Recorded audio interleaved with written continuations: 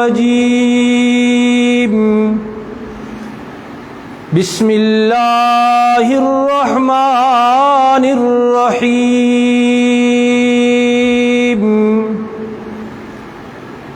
ووصينا الإنسان بوالديه حملته أمه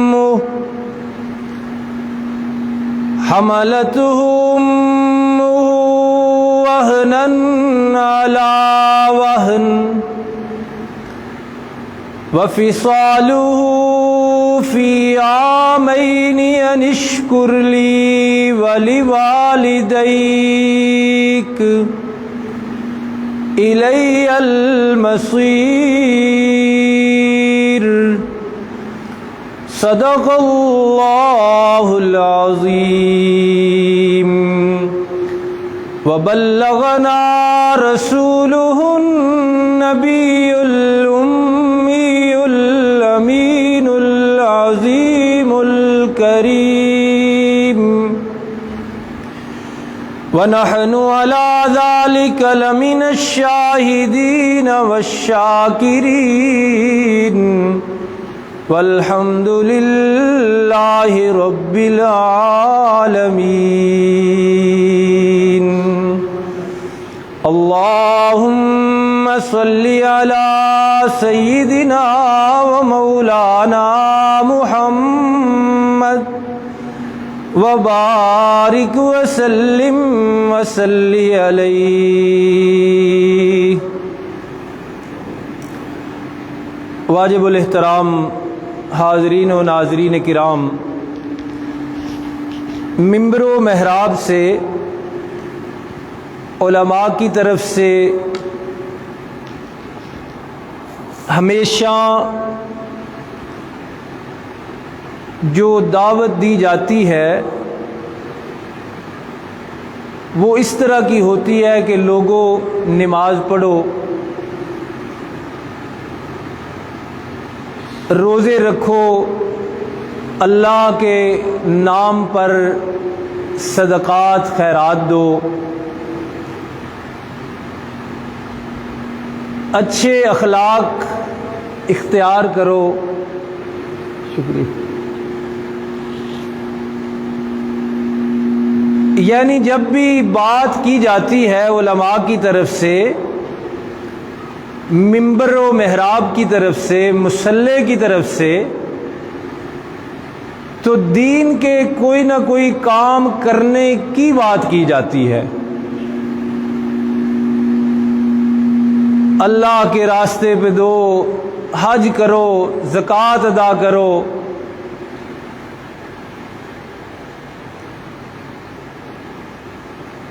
لیکن ایک موقع ایسا بھی آتا ہے کہ یہی ممبر و محراب اور یہی خطیب اور یہی علماء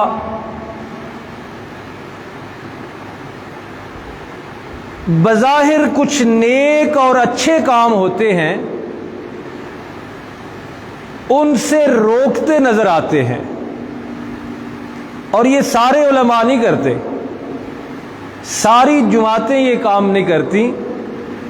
کچھ علماء آپ کو نظر آئیں گے کہ وہ دین کی دعوت دیتے دیتے، نیک کاموں کا کہتے کہتے، اچھائی کا کہتے کہتے، ایک سٹیج پر آ کر، ایک مرحلے پر آ کر ایسا کہنے لگتے ہیں کہ یہ کام نہ کرو۔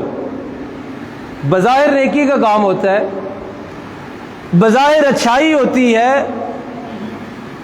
حتیٰ کہ بظاہر وہ روزہ بھی ہو سکتا ہے اور شکل کے حساب سے وہ نماز بھی ہو سکتی ہے، لیکن نماز کی طرف بلانے والے، دعوت دینے والے، روزے کی طرف دعوت دینے والے، ذکر اذکار کی طرف دعوت دینے والے، اللہ کے دین پر عمل کرنے کی بات کرنے والے آ کر اس موقع پہ کہنے لگتے ہیں کہ یہ نماز نہ پڑھو۔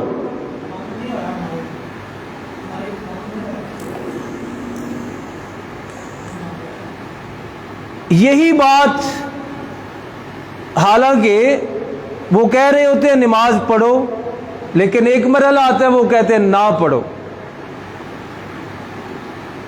وہ کہہ رہے ہوتے ہیں اللہ کے نام پر دو، لیکن ایک جگہ پہ آ کے روک دیتے ہیں۔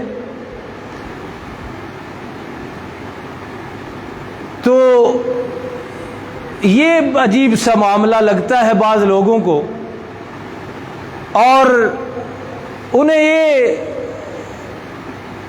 سمجھ آنے لگتی ہے کہ یہ کیسے علماء ہیں کہ اچھے کاموں سے جی روکتے ہیں، دین کے کاموں سے روکتے ہیں، ذکر اذکار سے روکتے ہیں۔ تو ہے بھی بڑا عجیب معاملہ کہ دین کی طرف دعوت دینے والے ایک موقع پہ یہ کہنے لگے کہ یہ نہیں کرنا، جبکہ وہ نظر آنے میں وہ نیک ہی کام ہوتا ہے۔ تو یہ عجیب اس لیے ہے کہ اصل بات یہ ہے کہ دین صرف وہ ہے جو اللہ اور اس کے پاک پیغمبر صلی اللہ علیہ وسلم نے طے کر دیا ہے، وہ دین ہے۔ میں نے کوئی بات اچھی سی بنا کے پیش کر دی اور ساتھ میرا اصرار ہے کہ اسے بھی مانو، تو وہ دین ہے ہی نہیں اصل میں۔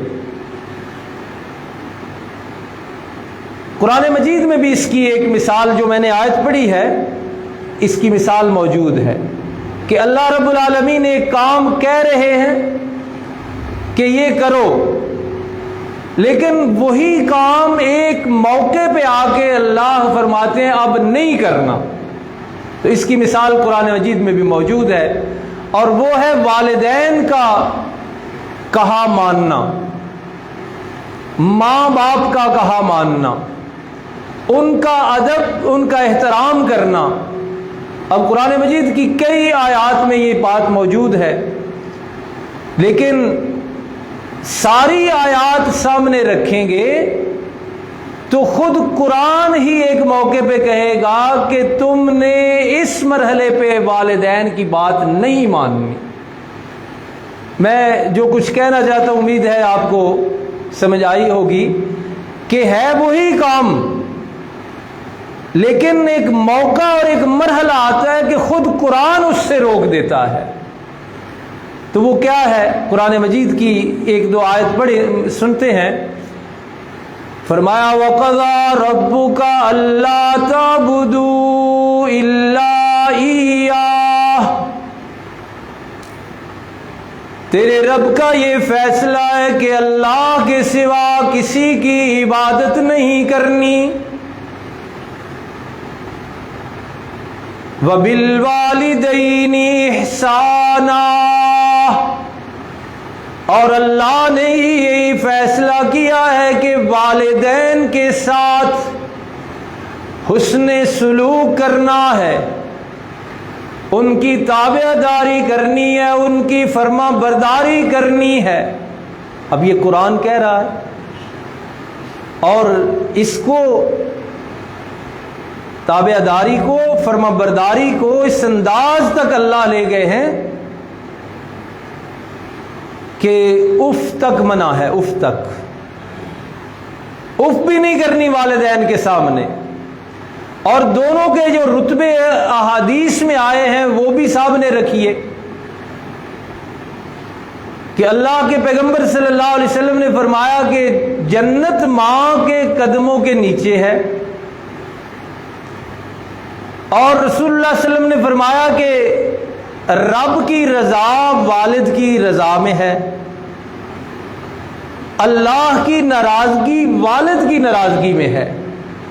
یعنی یوں کہو کہ اگر اس دنیا میں ہی کسی نے دیکھنا ہے کہ میرا رب مجھ سے راضی ہے تو دیکھ لے والد راضی ہے کہ نہیں، اور یہ چیک کرنا ہے کہ میرا رب مجھ سے ناراض ہے تو دنیا میں ہی ایک پیمانہ اللہ نے رکھا کہ والد کو دیکھ لے کہ اگر وہ ناراض ہے تو اللہ بھی ناراض۔ یہ حدیثیں ہیں دونوں۔ تو قرآن مجید کی اور آیات بھی ہیں، لیکن جو بات میں عرض کرنا چاہتا ہوں وہ یہ ہے کہ یہی اللہ، یہی قرآن جو والد کی فرما برداری، والدہ کی فرما برداری، اطاعت گزاری اور ان کے ساتھ حسن سلوک کی بات کرتا ہے، ان کی بات ماننے کا کہتا ہے، یہی قرآن، یہی اللہ ایک مرحلے پہ آ کے کہتا ہے کہ ان کی نافرمانی کرو، ان کی فرما برداری نہ کرو۔ تو وہ مرحلہ کیا ہے؟ وہ یہ ہے، یہ سورہ لقمان کی آیت ہے جو خطبہ میں پڑھی، اس کا بھی ترجمہ ہو جائے۔ فرمایا وَوَصَّيْنَا الْإِنسَانَ بِوَالِدَيْهِ، ہم نے انسان کو اس کے والدین کے ساتھ اچھا سلوک کرنے کا، فرما برداری کرنے کا، اطاعت کرنے کا حکم دیا ہے، اور اس کی وجہ یہ خاص کر والدہ کی فرما برداری۔ فرمایا حملتہ امہ وہنا علی وہن، بڑی ہی کمزوریوں کے باوجود اسے اس نے اپنے پیٹ میں رکھا، پالا، وہاں کمزوریاں ہی کمزوریاں تھیں۔ رسول اللہ صلی اللہ علیہ وسلم ایک دن تشریف لائے تو ایک گھر میں پتہ چلا کہ بیٹی پیدا ہوئی ہے، تو آپ نے یہ الفاظ ارشاد فرمائے کہ کمزور جان سے پیدا ہوئی ہے۔ وہ مرحلہ بڑا مشکل مرحلہ ہوتا ہے، تو بہرحال قرآن نے اس کا ذکر کیا۔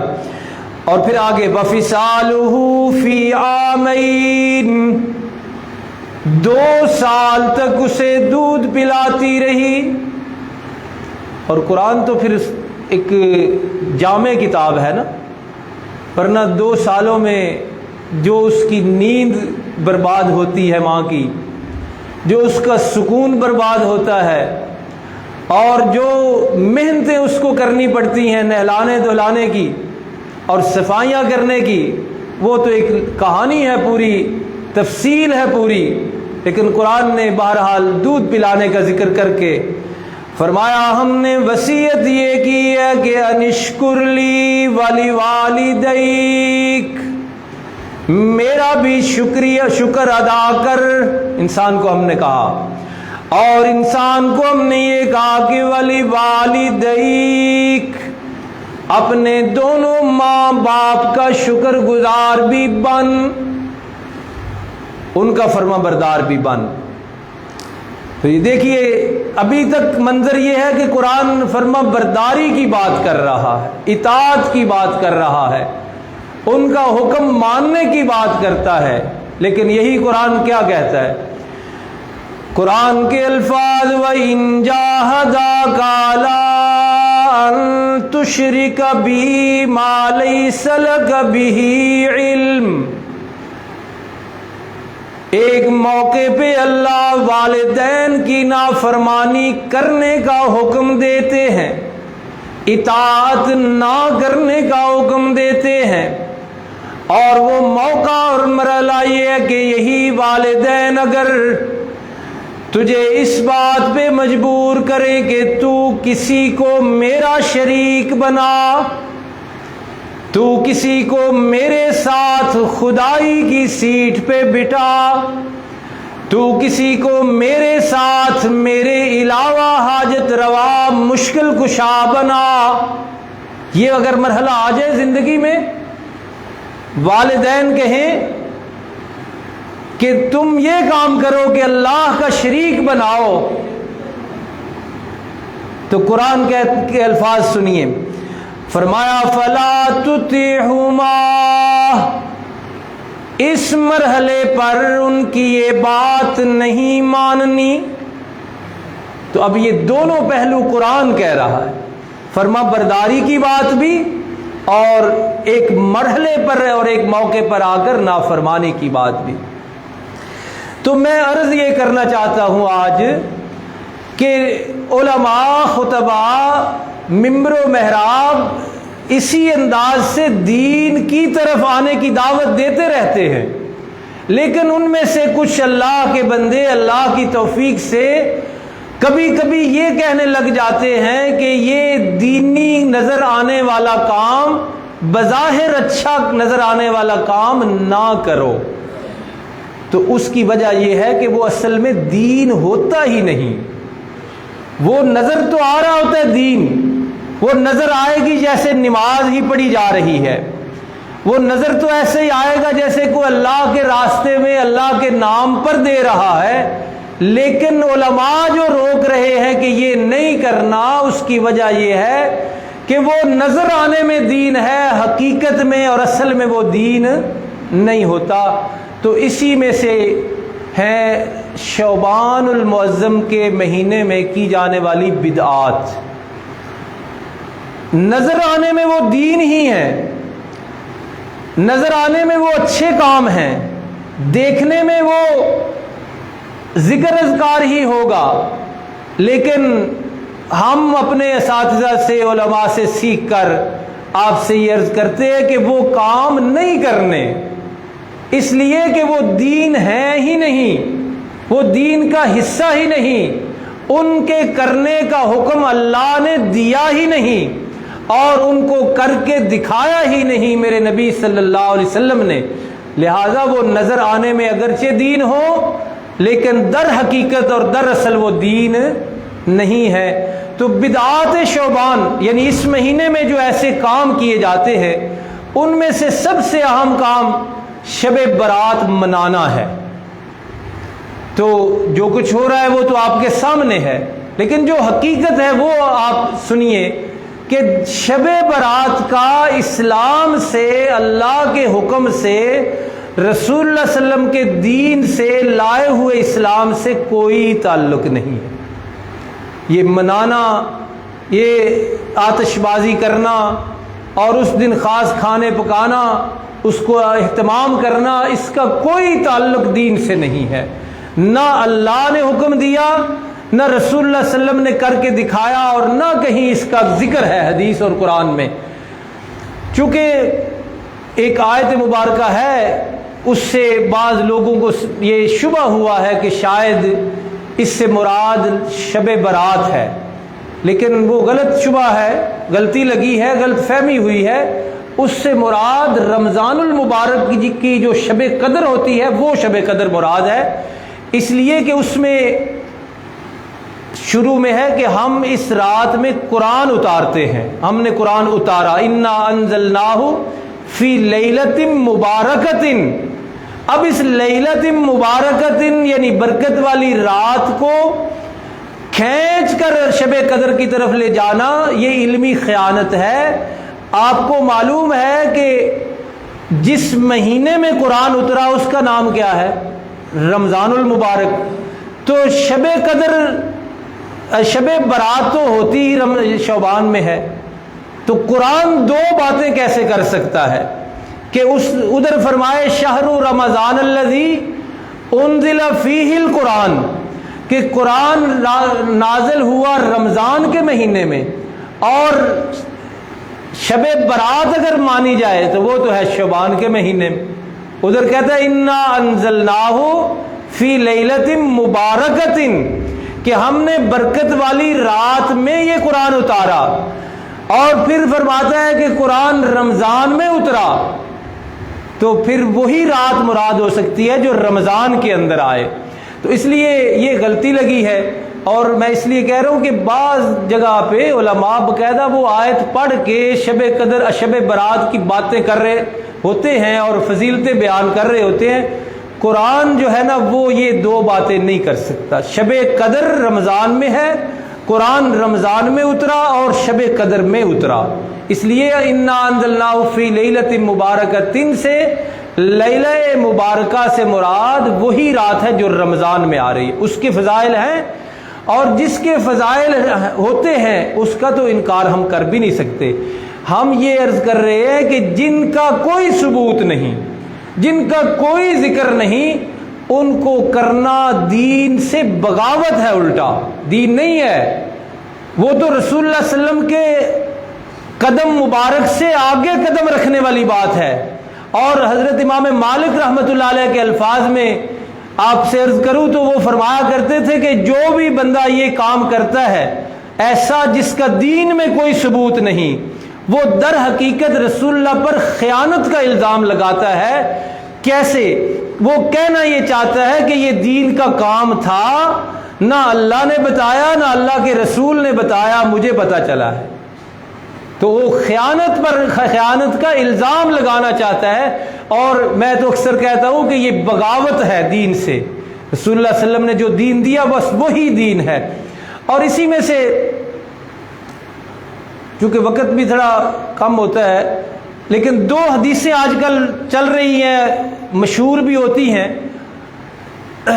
مجموعی طور پر تو آپ یہ ذہن میں رکھیں، ٹھوس اور باحوالہ بات، کہ شعبان المعظم کی کسی عبادت کے حوالے سے جو نہیں ہے نا دین میں، کوئی حدیث نہیں ہے۔ 15ویں رات کو کتنی عبادت کرنی ہے؟ 100 نفل پڑھنے ہیں، اور 100 رکعتیں پڑھ کے ان میں سے 10 ہر رکعت میں 10 دفعہ سورۃ فاتحہ، 10 دفعہ سورۃ اخلاص پڑھنی ہے۔ یہ باتیں مشہور ہیں، یہ حدیث نہیں ہے، یہ رسول اللہ صلی اللہ علیہ وسلم کا فرمان نہیں ہے۔ اور ہمارا جرم اور قصور بھی صرف یہ ہے کہ ہم دین کے تحفظ کی بات کرتے ہیں۔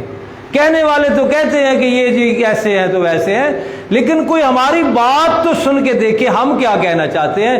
ہم یہ چاہتے ہیں کہ رسول اللہ صلی اللہ علیہ وسلم کے دین کے کا نقشہ اور حلیہ نہ بگاڑو۔ جو اللہ کے پیغمبر دین کا نقشہ بتا کے گئے ہیں، یا تو نعوذ باللہ معاذ اللہ سمجھو کہ تم یہ کہو کہ تمہارے مولوی یا 4ویں صدی کا یا 5ویں صدی کا مولوی رسول اللہ صلی اللہ علیہ وسلم سے زیادہ دین کا وفادار اور خیر خواہ اور دین کا جاننے والا تھا، یا تو یوں کہو، پھر پتہ بھی چلے کہ تمہارے اندر کیا ہے۔ اور اگر رسول اللہ صلی اللہ علیہ وسلم کے لائے ہوئے دین کو کی بات کرنی ہے تو اس میں یہ باتیں کوئی نہیں۔ حدیث میں ترمذی شریف کی حدیث کا حوالہ دیا جا رہا ہے آج کل۔ اب اس ایک حدیث پہ بات کریں تو وقت ختم ہو جائے گا، چلو سن لیں اس میں کیا ہے۔ رسول اللہ صلی اللہ علیہ وسلم کے بارے میں ام المومنین حضرت عائشہ رضی اللہ عنہ فرماتی ہیں کہ 15ویں رات تھی شعبان کی، میں نے دیکھا تو رسول اللہ صلی اللہ علیہ وسلم نہیں تھے میرے پاس بستر میں۔ میں حیران ہوئی کہ پتہ نہیں آپ کدھر تشریف لے گئے ہیں، تو میں اٹھ کے تلاش کرنے نکل گئی۔ میں نے دیکھا تو آپ جو قریب قبرستان تھا وہاں تشریف فرما ہیں اور کچھ ذکر اذکار میں مصروف ہیں۔ تو مجھے جب آپ صلی اللہ علیہ وسلم نے دیکھا تو پوچھا کہ آپ کیوں آئی ہیں؟ کیا آپ کو یہ لگا ہے کہ میں کسی اور زوجہ محترمہ کے پاس چلا جاؤں گا؟ اس خیال سے آپ نکل آئی ہیں مجھے تلاش کرتے ہوئے۔ تو آپ نے مختلف الفاظ ہیں وہاں آپ نے عرض کیا، جس کا خلاصہ یہ کہ اللہ کے رسول آپ کا حق بنتا ہے، آپ کی ساری بیویاں ہیں، جدھر مرضی آپ جائیں، جن کے پاس بھی جائیں جا سکتے ہیں، لیکن آپ نے فرمایا کہ نہیں، مجھے حکم دیا گیا ہے کہ میں یہ جو جنت البقیع میں دفن ہیں ان کے لیے دعائے مغفرت کروں، میں اس لیے آیا ہوں۔ یہ حدیث ہے، اس کی جو اصل حیثیت ہے وہ یہ ہے کہ یہ ضعیف حدیث ہے، لیکن آپ اس میں سے 2-3 باتیں سمجھیے۔ اچھا، اس میں سے قبرستان جانا ثابت کیا جاتا ہے، اور بھی باتیں ثابت کر کے تو عوام کو اس طرف لایا جاتا ہے۔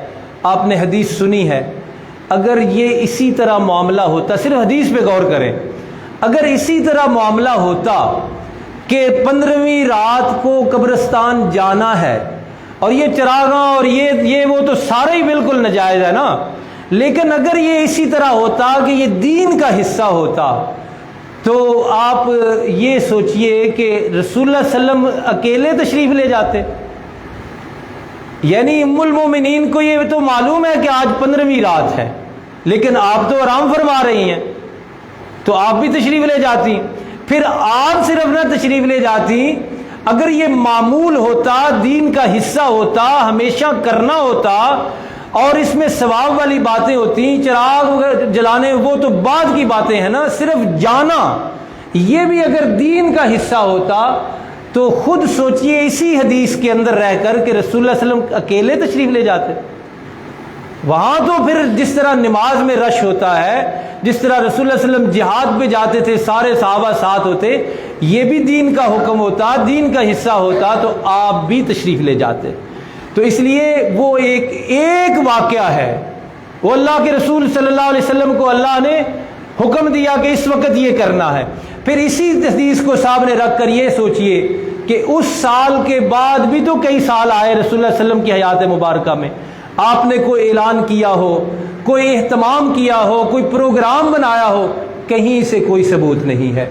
تو اس لیے یہ ایک حدیث بڑی بنیادی سی بنا کے پیش کی جاتی ہے، اس کا محدثین کی نظر میں جو درجہ ہے وہ میں نے عرض کیا کہ وہ ضعیف ترین حدیث ہے، اور جو اس کے اندر غور و فکر کرنے سے باتیں آپ کے سامنے رکھیں وہ بھی آپ کے سامنے آئیں کہ اس حدیث کی وجہ سے معمول بنانا اور پورے خاندان چلے ہوئے ہیں قبرستانوں کی طرف، اور وہاں جا کے جو شور و شغب ہو رہا ہے اور بے دینی کے کام ہو رہے ہیں، بے پردگی والے کام ہو رہے ہیں، وہ الگ ہیں.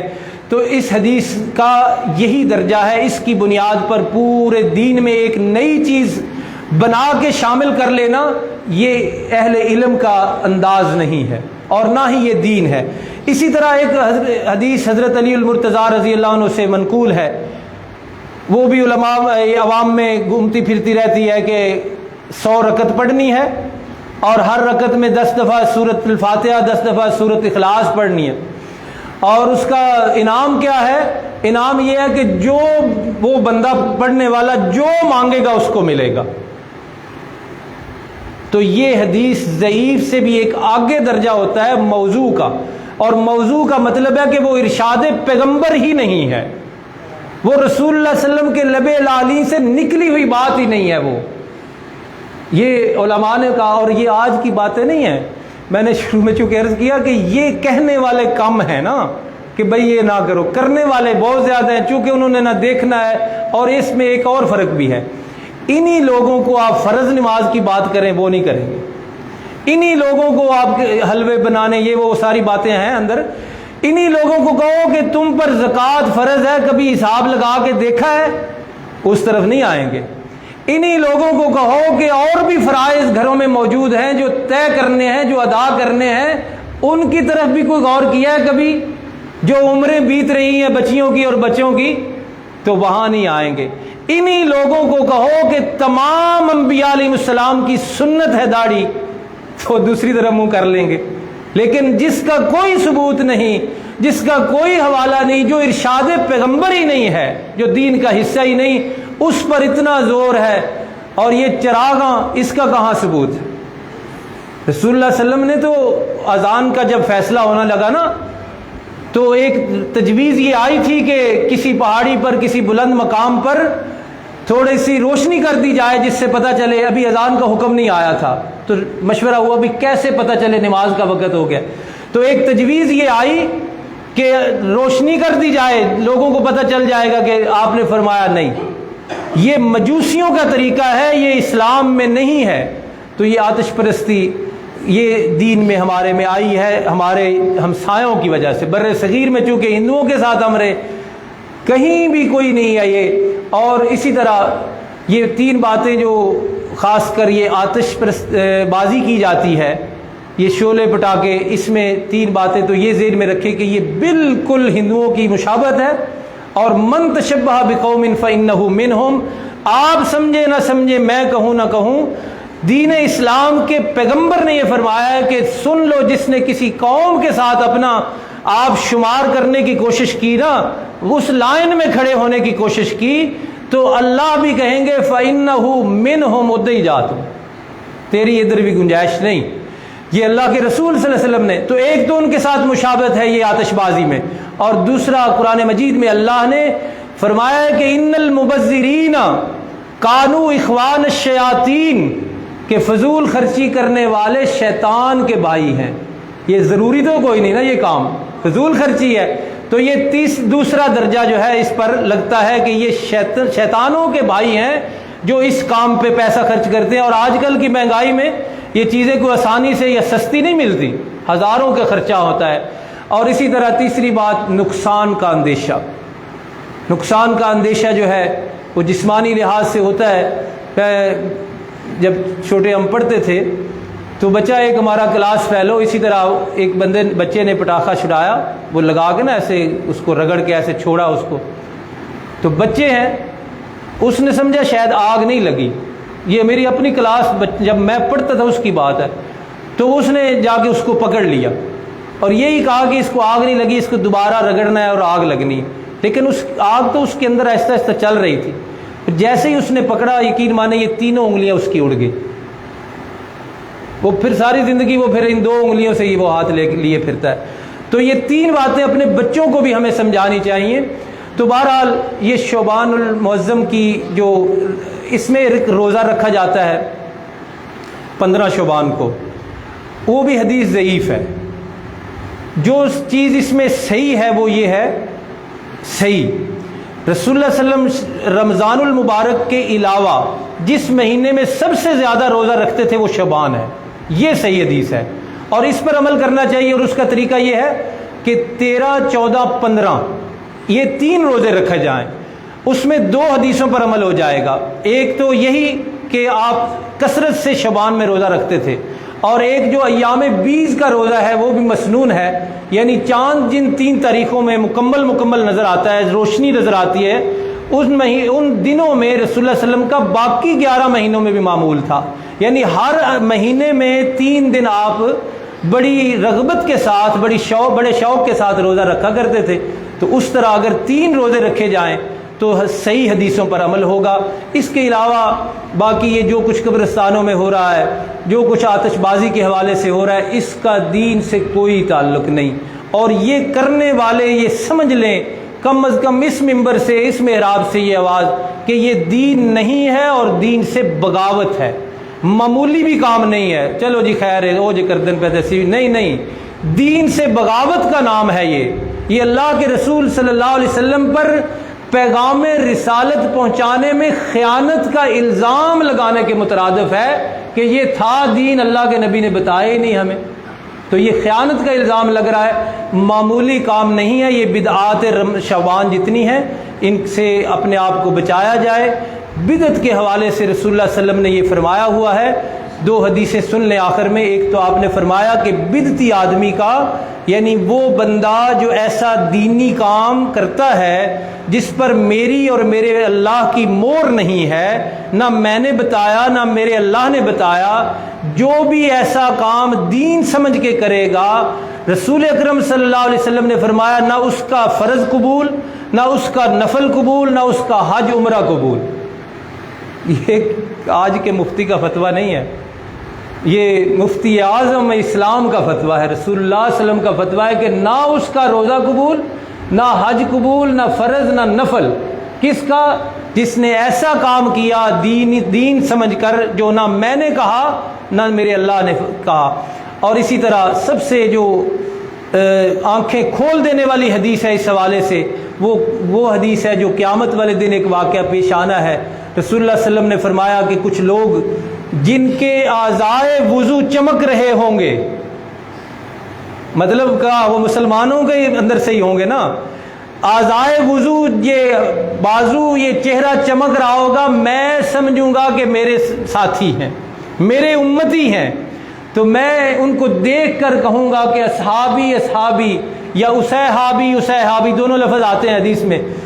تو مقصد یہ ہوگا رسول اللہ صلی اللہ علیہ وسلم کے بلانے کا کہ میں ان کو حوض کوثر سے جام پلاؤں، لیکن جیسے ہی وہ میری طرف آنے لگیں گے تو وہاں وضاحت نہیں، لیکن فیقولو کے لفظ ہیں، پتہ نہیں اللہ فرمائیں گے یا کس کی طرف سے آواز آئے گی۔ تو آواز کیا آئے گی؟ آواز آئے گی کہ اللہ کے رسول، اے محبوب مکرم صلی اللہ علیہ وسلم، ان کے چمکتے ہوئے اعضائے وضو پہ نہ جائیے، یہ آپ کے نہیں ہیں۔ اور وجہ کیا بتائی جائے گی؟ وجہ یہ بتائی جائے گی کہ آپ جب دنیا سے تشریف لے آئے تھے تو آپ کے دین کا حلیہ انہوں نے بگاڑا تھا، ان کا جرم کم نہیں ہے، آپ کے بتائی ہوئی باتوں میں انہوں نے اضافے کیے، آپ کے بعد ایسے اعمال، ایسی چیزوں کو انہوں نے دین سمجھ کر کیا جو آپ نے بتائی ہوئی نہیں تھی۔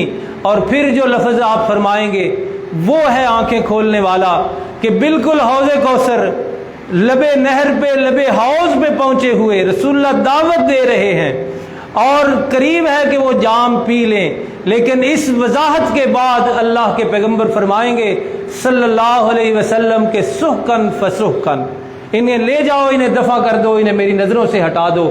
تو یہ معمولی کام نہیں ہے۔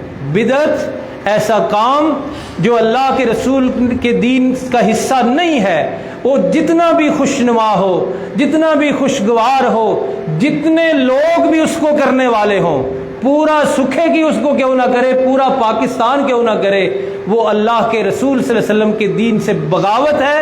اسے محلے داری میں آ کے نہ کرتے رہیے، اسے خاندان کے رسم و رواج سمجھ کے نہ کرتے رہیے، اسے رواداری سمجھ کے نہ کرتے رہیے، اور بچوں کو خوش کرنے کے لیے نہ کرتے رہیے۔ اصل خوف آخرت کا وہ خوف ہونا چاہیے۔ اصل شرمندگی سامنے رکھنی ہے تو یہ شرمندگی جب رسول اللہ سے کے لب اطہر سے یہ نکلے کہ سحقن فسحقن، انہیں لے جاؤ، انہیں دفع کر دو، میری نظروں سے ہٹا دو، وہ شرمندگی اصل شرمندگی ہونی ہے۔ اللہ پاک ہمیں سمجھ عطا فرمائے، اور جو اصل دین ہے اس پر کاربند رہنے کی توفیق عطا فرمائے۔ شروع میں نے یہ عرض کیا کہ خطبہ، علماء، ممبر و محراب دین کی دعوت دیتے ہیں، جو دین کی دعوت دے رہے ہوں ان کو پر عمل کیا جائے، اور جہاں کہیں ایسا موقع آئے کہ بظاہر نظر آ رہا ہو یہ دینی کام ہے، لیکن علماء کہیں کہ یہ نہ کرو، تو اس پہ رک جانا ہی دین ہے، اس سے باز آ جانا، وہ نہ کرنا اصل دین ہے۔ ما آتاکم الرسول فخذوہ، جو رسول اللہ تمہیں دیں وہ لے لو، وما نہاکم عنہ، اور جس سے روک دیں فانتہوا، اگر مومن ہو تو وہاں رک جاؤ، اس سے آگے ایک قدم بھی نہ اٹھاؤ۔ اللہ رب العالمین دین کی سمجھ عطا فرمائے۔ وما علینا الا البلاغ المبین۔